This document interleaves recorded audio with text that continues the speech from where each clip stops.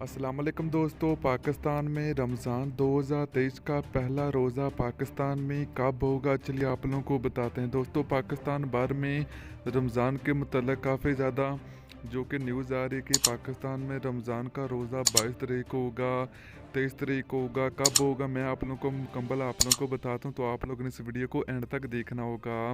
दोस्तों से पहले अगर आपने अभी तक वीडियो को लाइक नहीं किया तो वीडियो को लाइक करें, चैनल को सब्सक्राइब करें, बेल आइकन जरूर इनेबल करें।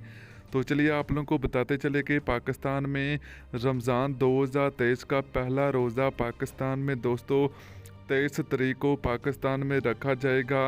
और सऊदी अरब की जो डेट का ऐलान किया गया है, तो सऊदी अरब में रमज़ान 2023 का पहला रोज़ा जो कि 22 तारीख को रखा जाने का इम्कान है। दोस्तों, अभी पाकिस्तान की बात करें तो पाकिस्तान में जो कि रमज़ान की डेट का ऐलान हो चुका है। पाकिस्तान में जुमेरात वाले दिन पहला रोज़ा पाकिस्तान में रखा जाएगा। वीडियो अच्छी लगी तो वीडियो को लाइक और वीडियो को शेयर कीजिए।